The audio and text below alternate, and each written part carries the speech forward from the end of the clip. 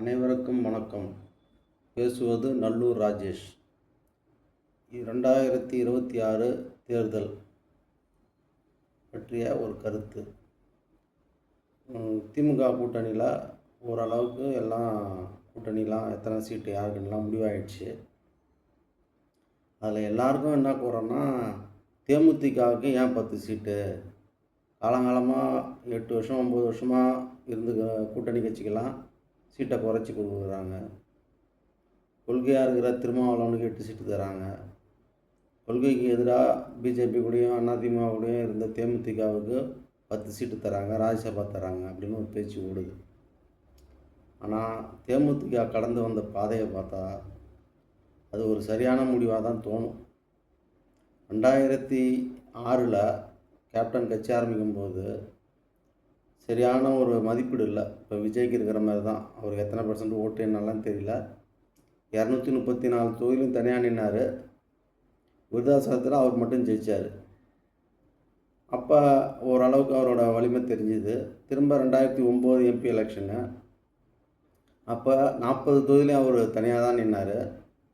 10.0 வாக்கு வாங்கினார். அப்போ தான் 10% வாங்கும்போது தான் திமுகவும் அதிமுகவும் அவர் யார் கூட சேர்ந்தாலும் வெற்றி நிச்சயம் அப்படின்னு ஒரு முடிவுக்கு வராங்க. 2011 அதிமுக கூட கூட்டணி சேரணும், அப்போ தான் வெற்றி அப்படின்ற மாதிரி ஒரு சூழ்நிலை வருது. ராமசாமியும் பண்டூட்டி ராமச்சந்திரனும் அந்த ஸ்டெப் எடுக்கிறாங்க. அந்த எலெக்ஷன்லேயும் கேப்டன் அவர் தலைமையில் ஒரு கூட்டணி அமைக்கணும்னு தான் ஆசைப்படுறாரு. ஆனால் எல்லோரும் எடுத்து சொல்கிறாங்க, அப்படியே கூட்டணி அமைச்சாலும் 3வது இடம் தான் வரும், 1-2 MLA தான் ஜெயிப்பாங்க. ஆட்சி மாற்றம் திமுக தோற்கடிக்கணும்னா ஒரே ஆல்டர்னேட் ஜெயலலிதா, அவங்க கூட சேர்ந்தால் தான் திமுக வீழ்த்த முடியும் அப்படின்னு சொல்கிறாங்க. அந்த எலெக்ஷனில் கூட்டணி பேச்சுவார்த்தை தொடங்குது அதிமுக கூட. ஒரு கட்டத்துக்கு மேலே அங்கேயும் பிரச்சனை ஆகுது. முடியாதுன்னு வந்துடுறாரு. அன்றைக்கி ஒரு நாள் நைட்டு அதிமுக வேட்பாளர் பட்டியலில் அவங்க அறிவிச்சிடுறாங்க. எல்லா தொகுதியிலையும் வேட்பாளர் அறிவிக்கும்போது ஒரே பரபரப்பாகுது. கூட்டணி பேசிக்கிட்டு இருக்கும்போது அறிவிச்சிட்டாங்களே என்ன. கேப்டன் ஆஃபீஸில் கம்யூனிஸ்ட் கட்சிகள் எல்லோரும் ஒரே கொந்தளிப்பாக இருக்கிறாங்க. திரும்பவும் ராமசாமி பண்டூட்டி ராமச்சந்திரன் எல்லாம் போய் விடிய பேசி அப்புறம் ஒரு 41 சீட்டு முடிவு பண்ணுறாங்க. அந்த எலெக்ஷனில் ஜெயலலிதாவும் விஜயகாந்த் அவர்களும் ஒரே மேடையில் ஏறவே இல்லை. ஒரே இடத்துலையும் பிரச்சாரம் பண்ணவே இல்லை. 2 பேரும் சந்திக்கவே இல்லை. ஆனால் வேட்பாளர் அறிமுக கூட்டம் எல்லாமே தனித்தனியாக தான் நடக்குது. கேப்டன் அதிமுக ஓட்டு கேட்ட மாதிரி ஜெயலலிதா அம்மா அந்த அளவுக்கு கேட்கல. இருந்தாலும் ரிசல்ட் வந்தது. எதிர்கட்சியாக வந்தார். திமுக 21 இடம் தான் ஜெயிச்சுது. அதுக்கு மெயின் காரணம் கேப்டன் தான். அவ்வளோ ஒரு எழுச்சி. அது 2 பேருக்கும் கெமிஸ்ட்ரி நல்லா ஒர்க் அவுட் ஆச்சு, தேமுதிகவும் அதிமுகவும். அதுவும் இல்லாமல் அந்த நேரம் ஸ்பெக்ட்ரம் ஊழல், மின்வெட்டு, இலங்கை போர், பல பிரச்சனைகள் இருந்தது திமுகவுக்கும். அது ஒரு காரணம். காங்கிரஸ் அந்த நேரம் ரொம்ப வெறுக்கப்பட்ட ஒரு கட்சியாக இருந்தது இலங்கை போரால். பாமகவும் விடுதலை சிறுத்தைகளும் ஒன்றாவே இருந்தது திமுக கூட. அப்படி இருந்து அவங்களால ஒன்றும் சரியான வெற்றி பெற முடியல. தேமுதிகவோட வெற்றி அப்போ தான் தெரிஞ்சுது கூட்டணி சேர்ந்தால் எந்த அளவுக்கு பலம்னு. ஒரு 6 மாதத்துலேயே திரும்பவும் பிரச்சனை ஆகிடுச்சு. உள்ளாட்சி மன்ற எலெக்ஷனில் கொஞ்சம் ஒத்துமையாக இருந்தால் நிறையா ஒன்றிய கவுன்சிலர் சேர்மன்லாம் வந்திருப்பாங்க தேமுதிகவில். நான் அதுக்குள்ளே ப்ராப்ளம் ஆகிடுச்சு. என்னால் நீ ஜெயிச்ச, உன்னால் நான் ஜெயிச்சேன்னா 2 பேரும் குறை சொல்லிக்க ஆரம்பிச்சிட்டாங்க. சட்டசபையில் பிரச்சனைகள். அதுக்குள்ளே தேமுதிக MLAக்கள்லாம் தொகுதிக்காக அம்மா போய் நான் பார்க்குறேன் அப்படின்னு சொல்லிட்டு சில அம்மாக்கிட்டே போய் சேர்ந்துட்டாங்க. தேமுதிக பண்டூட்டி ராமச்சந்திரனும் போய் சேர்ந்துட்டார். ஆனால் போய் சேரும்போது எல்லாம் சொல்லுவாங்க, எங்கள் தொகுதிக்கு நாங்கள் செய்யணும்னு கேட்க போகிறோம் அப்படின்னு. ஆனால் அதில் ஜெயலலிதா அம்மா எதிர்கட்சியாக இருக்கிற விஜயகாந்தை எதிர்க்கட்சியாக இல்லாமல் அளவுக்கு குறைக்கணும்னு பார்த்துக்காங்க. அவருக்கு இதுக்காக உடம்பு கொஞ்சம் சரியில்லாமல் போயின்ட்டுருக்கு அந்த ஸ்டேஜு. சட்டசபைக்கு வரதையும் கொஞ்சம் தவிர்த்துட்டார் கடைசி நேரத்தில். அந்த இடைத்தேர்தலில் தேமுதிக ஜெயிச்சா நான் ஒத்துக்கிறேன் அப்படின்னு அந்த அம்மா சொன்னாங்க. அதுக்கு கேப்டன் ஆளுங்கட்சி தான் ஜெயிக்கும் அப்படின்னு சட்டசபையில் பேசுனது இவங்க எழுந்திரிச்சு அப்போ தோல்வியை ஒத்துக்கங்க அப்படின்னு சொன்னது ஒரு இதாகிடுச்சு, கான்ட்ரவர்ஸ் ஆகிடுச்சு. இது உள்ளாட்சி எலெக்ஷன்லேயும் அந்த நிர்வாகிகள்லாம் பாதித்தாங்க. திரும்ப 2014 எலெக்ஷன் வருது, எம்பி எலெக்ஷன். அது அப்போ எடுத்த முடிவு தான் விஜயகாந்துக்கு இன்றைய வரைய சறுக்கல். அவங்க என்ன பண்ணாங்க, மோடி முதலாக பிரதமர் வேட்பாளராக அறிமுகப்படுத்தி தமிழ்நாட்டுக்கு வராரு. தமிழ் அறிவுமணியின் தலைமையில் வைகோ, பாமக, தேமுதிக எல்லாம் அவர் தான் பேசுகிறாரு. ஒருத்தர் பாஜக கூட சேர்ந்து ஒரு கூட்டணி அமைச்சு திமுக அண்ணா திமுக அல்லாத ஒரு அணியை அமைச்சு இவங்களை ஒரு பாடம் புகட்டணும். அவர் ரொம்ப நாளாக சொல்லிகிட்டு இருப்பார். தமிழ் அறிவுமணியன் அவரோட ஸ்டெப்பு தான் அது. விஜயகாந்த் கடைசி வரைக்கும் கொஞ்சம் இழுத்தடித்தார். உளுந்தூர்பேட்டையில் மாநாடுலாம் போட்டார், கருத்துலாம் கேட்டார். ஆனால் அந்த எலெக்ஷனில் பிஜேபி கூட அலையன்ஸ் போகாமல் காங்கிரஸும் திமுகவும் தனித்தனியாக நிற்குது. அப்போ ஏன்னா இந்த இலங்கை பிரச்சனை, கலைஞர் கூடாயின் நட்பு கேடாய் முடியும் அப்படின்னு சொல்லி காங்கிரஸை கட்டி விட்டார். காங்கிரஸு 40 இடத்துக்கு தனியாக தான் நின்றுது. அப்போ காங்கிரஸ் கூட போய் தேமுதிக சேர்ந்துருந்தால் தேமுதிகவோட இமேஜ் எங்கேயோ போயிருக்கும். ஏன்னா அவங்க பாரம்பரியமாக காங்கிரஸ் குடும்பம், கேப்டனோட குடும்பம், தீவிர மூப்பனார் பற்றாளர். அவர் காங்கிரஸோட பழக்க வழக்கங்கள் அதிகம் கேப்டனுக்கு. அந்த ஒரு முடிவு, மோடி கூட கூட்டணின்ற எடுத்த முடிவு ஒரு தவறான முடிவாகி போச்சு. ஆனால் அவங்களோட உழைப்பு அதிகம். பிரேமலதா மேடம் தமிழ்நாடு பூரா மோடியை கொண்டு போய் சேர்த்தாங்க. அவ்வளோ பிரச்சாரங்கள், மோடி மோடி மோடின்னு குக்கிராமங்களையும் சேர்த்த ஒரு பெருமை பிரேமலதா சாரும். ஆனால் அவங்களால ஜெயிக்க முடியல.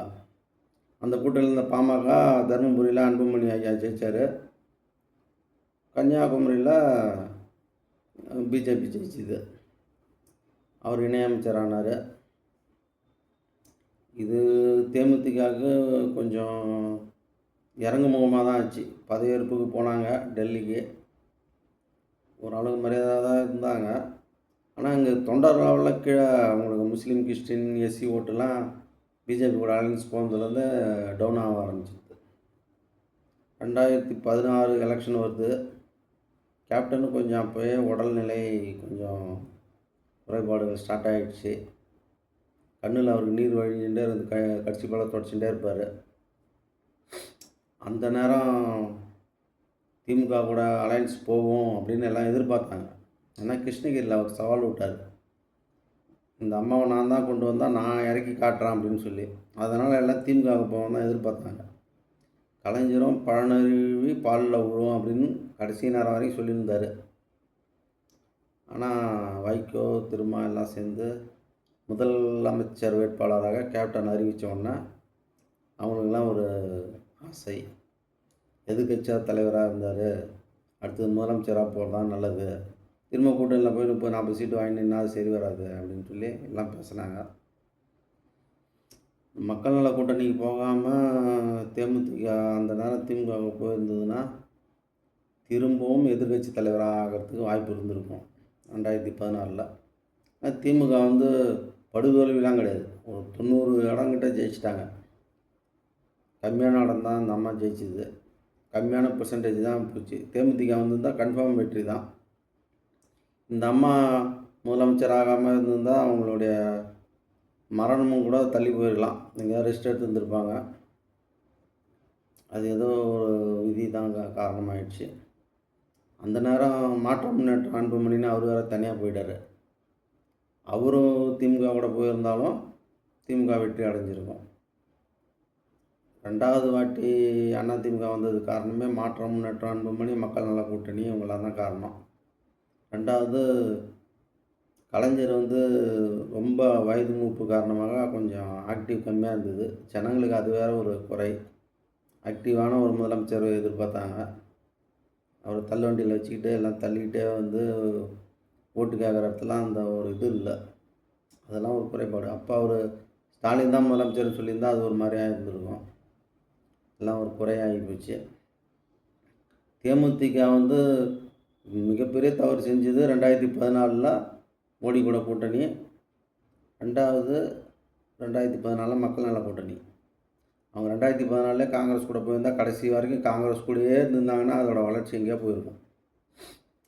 ஆனால் கேப்டன் வந்து 2016க்கு அப்புறமே ரொம்ப டல் ஆகிட்டார். கலைஞர் ரொம்ப ஹாஸ்பிட்டலில் இருக்கும்போதெல்லாம் அவர் வெளிநாட்டில் இருந்தார் ட்ரீட்மெண்ட்டில். அவர் டெத்துக்கே வரல. அதுக்கப்புறம் தான் வந்து சமாதிக்கு போயிருந்தார். எல்லோரும் சொல்லுவாங்க திமுக வந்து தேமுதிக போகக்கூடாது, அது வந்து கேப்டனுங்கும்போது ஒத்துக்காத கட்சி. அப்படிலாம் கிடையாது. திமுக கூட போகணும்னு விருப்பப்பட்ட ஆள் தான் அவர் 2016ல். ஏதோ முதலமைச்சர் ஆசையெல்லாம் சுற்றி இருந்தவங்களாம் சொல்லி அவரை மாற்றினது தான் அது. அவர் நல்லா ஆக்டிவாக இருந்திருந்தால் ஒத்துந்துருக்க மாட்டார். கலைஞர் மேலே பற்றுள்ள ஆள் தான். ஏன்னா அவர் சமாதியில் அழுகும்போது எல்லாருக்கும் தெரியும் அந்த அளவுக்கு பற்றுதல் இருந்த ஆளுன்னு. அப்படியே வந்தது 2019 எலெக்ஷன் வந்தது, எம்பி எலெக்ஷனு. அதுலேயும் மோடியோட சப்போர்ட்டு அப்படின்னு சொல்லி கூட்டணிக்கு போனாங்க. அது ஒரு மிகப்பெரிய திரும்பவும் லாஸ். அதில் பன்னீர்செல்வம் பையன் மட்டும் தான் ஜெயித்தாங்க. திரும்ப 39 இடம் திமுக கூட்டணி தான் ஜெயிச்சிது. 2021 எலெக்ஷனு தேமுதிகவை எடப்பாடி கைட்டி விட்டது மிகப்பெரிய தவறு. அந்த எலெக்ஷனில் பாட்டாளி மக்கள் கட்சிக்கு 23, பிஜேபிக்கு 20 அப்படின்னு சொல்லும்போதே அவங்களுக்கு மனசு இதாகிடுச்சு தேமுதிகவுக்கு. எப்படியும் நம்மளுக்கு 20 கிலோ தான் தருவாங்கன்னு. ஏன்னா 2011 41 வாங்கினது 30வது வாங்கணும்னு நினச்சாங்க. ஆனால் கேப்டன் இருக்கார். அப்போ பிரச்சாரத்துக்கு கொஞ்சம் இதாக தான் வருவார் அவர். எல்லா இடமும் போக முடியாது. ஒரு 5 10 தான் தருவேன்னு சொன்னதுனால அவங்களுக்கு வந்து ஒத்துக்கல. அமமுக கூட போய் கூட்டணி வச்சாங்க 60 சீட்டு வாங்கிட்டு. எடப்பாடி விட்டுறக்கூடாது, எப்படியாவது பேசி பாமக கொடுத்த அந்த 23ஆவும் தேமுதிக கொடுத்துருந்தாருன்னா திரும்பவும் எடப்பாடி ஆட்சிக்கு கூட வந்திருக்கலாம், சொல்ல முடியாது. இல்லைன்னா 100 சீட்டை தாண்டியாவது இருக்கும். திமுக மைனாரிட்டி கவர்மெண்ட்டாக அமைஞ்சிருந்தாலும் அமைஞ்சிருக்கும், சொல்ல முடியாது. தேமுதிக வெளில விட்டது எடப்பாடியோட மிகப்பெரிய தவறு. அது வந்து அவர் அன்புமணிக்கு கொடுத்த முக்கியத்துவம் தேமுதிக கொடுக்கலன்னு தேமுதிககாரங்க சொல்லுவாங்க. 2024 திரும்பவும் எடப்பாடி கூட தேமுதிக கூட்டணி. அப்போ பாமக பிஜேபிலாம் வெளில போயிடுச்சு. பிரதமர் வேட்பாளர் யாருன்னு சொல்லாத ஒரே காரணத்துக்காக எடப்பாடி அணி வெற்றி பெறலை. ஆனால் அந்த 2024 பாமக மட்டும் எடப்பாடி கூட சேர்ந்துருந்தால் கூட ஒரு 5 இடம் வந்திருப்பாங்க. எல்லோரும் பிஜேபி சேர்ந்துருந்தால் அது வேறு மாதிரி ஆகிருக்கும். அரசியல் 25 இடத்துக்கிட்ட வந்திருப்பாங்க. ஏன்னா பிரதமர் வேட்பாளர் யாருன்னு சொல்கிற ஒரு வாய்ப்பு இருந்தது. 40 திமுக ஜெயிக்க வாய்ப்பே இருந்திருக்காது. எடப்பாடி பிரதமர் வேட்பாளர்னு சொல்லி ஓட்டு கேட்கும்போது தனியாக வந்துடுறாரு. தனியாக வர வேண்டிய எம்எல்ஏ எலெக்ஷனில் பிஜேபி கூட கூட்டணி வைக்கிறாரு, மாற்றி பண்ணுறாரு. இப்போ பிஜேபி கூட கூட்டணி இருக்கிறதுனால அவருக்கு வந்து கொஞ்சம் இறங்க முகம்தான். முஸ்லீம் கிறிஸ்டின் எஸ்சி ஓட்டெல்லாம் கொஞ்சம் விழாது. அவங்களுக்கு திமுக பிடிக்கலனாலும் மாற்று விஜய் சீமான் போட்டாலும் போடுவாங்களே தவிர பிஜேபி அணிக்கு போட மாட்டாங்க. அப்படி ஒரு எண்ணங்கள் உள்ளவங்க நிறைய பேர் இருக்காங்க. இந்த 2026 எலெக்ஷனை ஏன் தேமுதிகவுக்கு 10 சீட்டு கொடுத்தாங்க அப்படின்னும்போது அவங்களுடைய பாரம்பரியத்தை பற்றி திரும்பவே சொன்னார். எதிர்கட்சியாக இருந்தாங்க, அதெல்லாம் இருந்தாங்கன்னு. அவங்களுக்கு என்னமோ 0.4% தான் ஓட்டுக்குன்னு எல்லாம் சொல்கிறாங்க. அது மிகப்பெரிய தவறு. அவங்க 60 இடத்துல தான் நின்னாங்க அமமுக கூட. அதனால் அது 234 தொகுதியிலையும் நின்று இருந்தால் தான் தெரியும் ஓட்டு வங்கி என்ன இருக்குன்னு. தேமுதிகவை பொறுத்த வரைக்கும் ஒவ்வொரு தொகுதிக்கும் ஓட்டு எண்ணிக்கை மாறும். மாவட்ட தலைநகரங்கள்லாம் ஒரு மாதிரி இருக்கும், ரூரல் ஏரியாலாம் ஒரு மாதிரியா இருக்கும். இப்போ சென்னைலாம் கம்மியாக இருக்கும். இந்த பக்கம் திண்டிவனத்துலேருந்து கள்ளக்குறிச்சி, ஈரோடு, சேலம், இந்த பக்கம் மதுரை, இந்த பக்கம் தஞ்சாவூர், இந்த பக்கம்லாம் வந்தீங்கன்னா தேமுதிக கணிசமாக ஓட்டு இருக்குது. இப்போ வட மாவட்டங்கள்லாம் ஒவ்வொரு தொகுதியும் 10லேருந்து 5க்குள்ளே இருக்கும் ஓட்டு, கம்மி இல்லாமல். சில இடத்துலாம் 15,000 ஓட்டு கூட இருக்கும்.